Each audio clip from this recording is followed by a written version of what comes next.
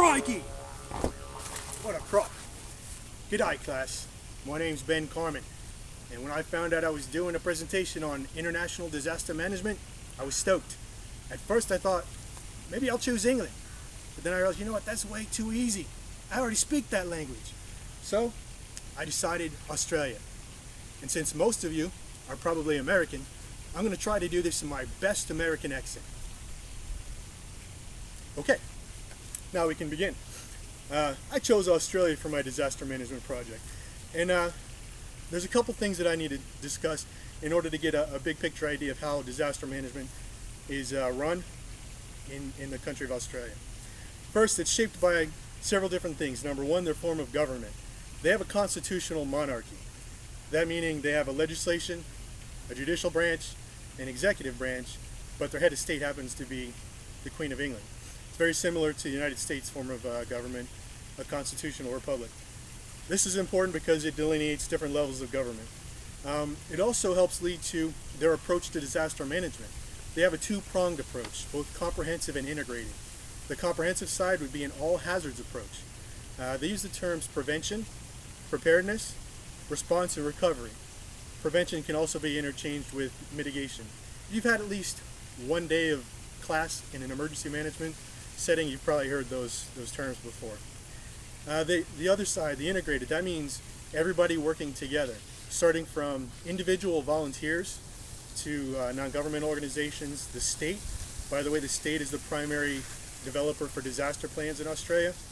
And then of course the federal government, which they're responsible for helping to maintain interstate issues during disasters and request foreign assistance in case of the need arises. Now, the implementation pattern, going back to their form of government, it's working from the bottom up. Again, if the lowest level can handle a specific emergency, then they're going to go ahead and do so.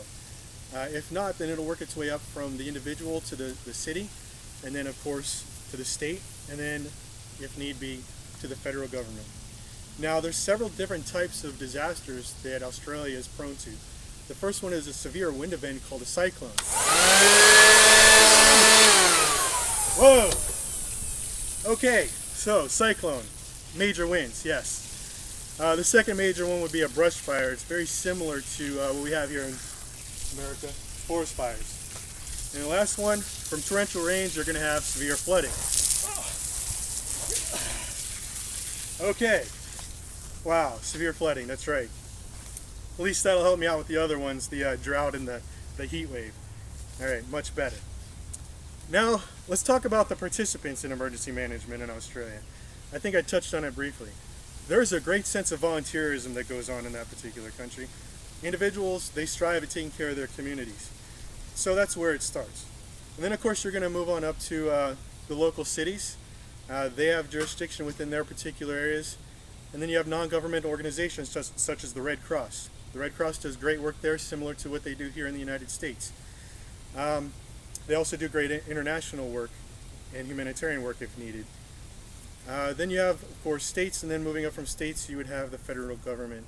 Those are all of the participants in disaster management. Some of the obstacles in Australia to disaster management, the main one would probably be mitigation. Of course, mitigation is expensive. It costs a lot to try to prevent things from happening. But there's also socio-cultural issues. Some of the oldest cultures in the world exist in Australia. The Aborigines and the Torres Straits Islanders. They have a great love of the land, and if, say for example, they lived in a floodplain and the government decided they wanted to move them, that probably wouldn't go over too well. And then of course how disasters shape types of disaster management in Australia. A lot of it has to do with the geography, of course. It's the lowest and driest continent in the world, aside from Antarctica. Its central area is desert, so that's what gives way to the heat waves and the droughts and whatnot.